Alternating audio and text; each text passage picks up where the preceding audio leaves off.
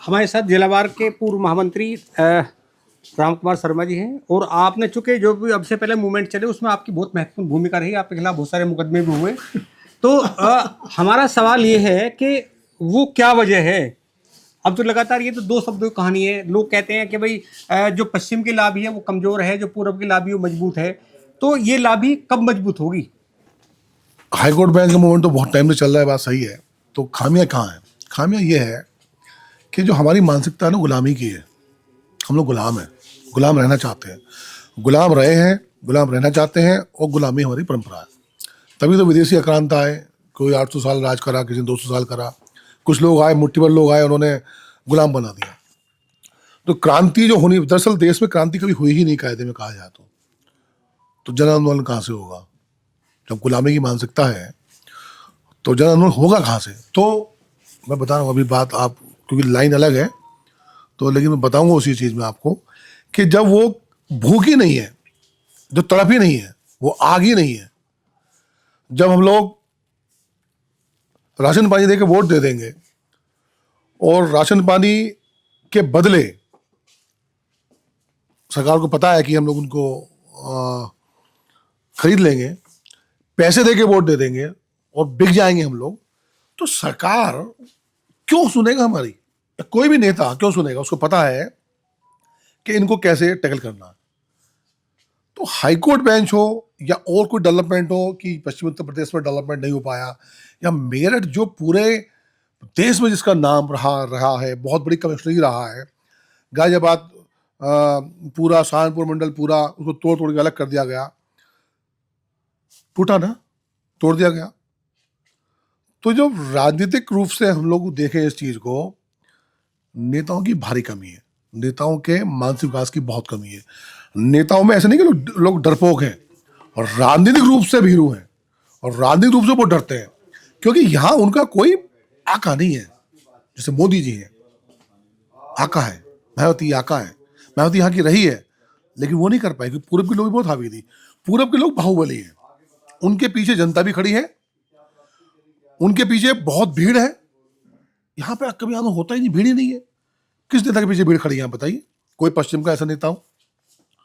तो भीड़ ही नहीं है नेताओं के पीछे। उनको पता है कि वोट कैसे मिलनी है, कैसे जीतोगे, तो हमारी सुनेगा कौन? वादकारी।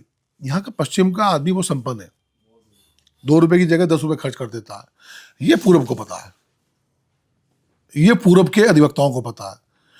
पूरब के जो अधिवक्ता हैं, जो हाईकोर्ट बेंच में बैठे हैं, जो वहां का क्लरिकल स्टाफ है, जो लोकल्स हैं, अगर यहाँ के वादकारी वहां जाने बंद हो जाएंगे तो उनकी जो आमदनी है वो खत्म हो जाएगी। पूरब का आदमी या उस तरफ का जो आदमी है वो फीस नहीं देता।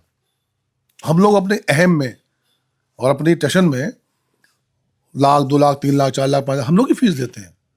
वहां फीस नहीं मिलती। वहां तो गमछा डालेंगे, खैनी वैनी खाएंगे, और वकील साहब खरीद दौड़े 3,000 रुपये किस्सा, तो यहाँ 1,000 रुपये खर्च करते हैं। तो हजारों रुपए खर्च करते हैं, उनका सबका सामूहिक रूप से कब्जा है सिस्टम पे, और उस सिस्टम को जीवित रखने में वहां के नेताओं की भूमिका है। नेताओं पे कब्जा उन लोगों ने किया हुआ है, सरकार पे कब्जा किया हुआ है। सरकार में जो महत्वपूर्ण पद हैं उन पे उनके कब्जे हैं। जो जुडिशरी में लोग बैठे हैं वो सब हाई कोर्ट से लेकर सुप्रीम कोर्ट तक उस तरफ के लोग हैं, वो लोग भी डोमिनेट करती है। हमारी कौन सुनेगा? अब सुनाएंगे इसको नेताओं को।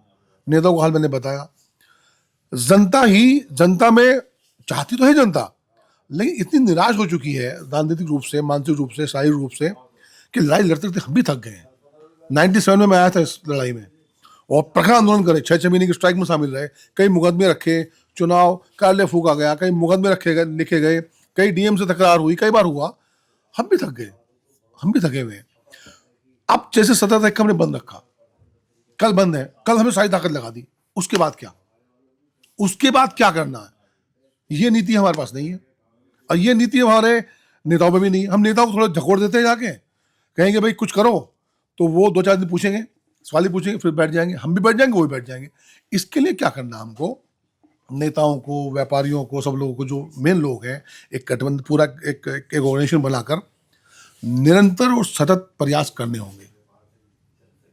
आहुति देने की आवश्यकता नहीं है। क्यों मरेंगे हम? क्यों जान देंगे? कार्यालय क्यों फूकेंगे? नहीं फूकने देंगे। इनको जगाओ। और मेरे सजेशन, अगर मेरे पास नेतृत्व हो तो मैं कह रहा हूं साफ बात, मैं इन नेताओं के घर के बाहर 100-200 लोगों की टीम बैठा दूंगा, जितने नेता हैं, जितने विधायक हैं और जितने सांसद हैं, वहीं बैठेंगे। और अगर हम स्ट्राइक करेंगे तो स्ट्राइक में ऐसा नहीं होगा कि न्यायालय खुले रहेंगे और कार्यालय खुले रहेंगे, सब बंद होंगे।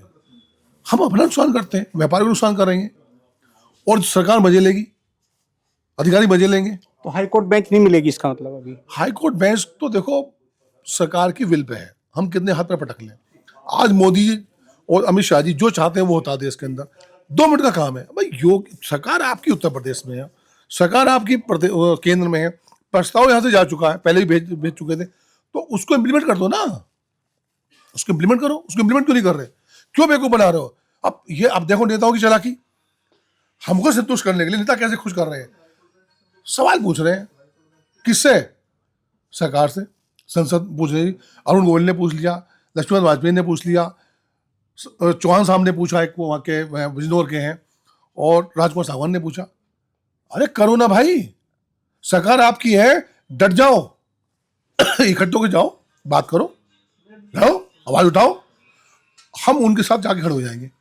उनको आवाज बुलंद करनी है और एक एक अधिवक्ता, एक एक व्यापारी उनके साथ खड़ा हो जाएगा। अगर वो ईमानदारी से आवाज उठाए, फॉर्मेलिटी ना करे, ऐसे मिलेगी, वरना नहीं मिलेगी।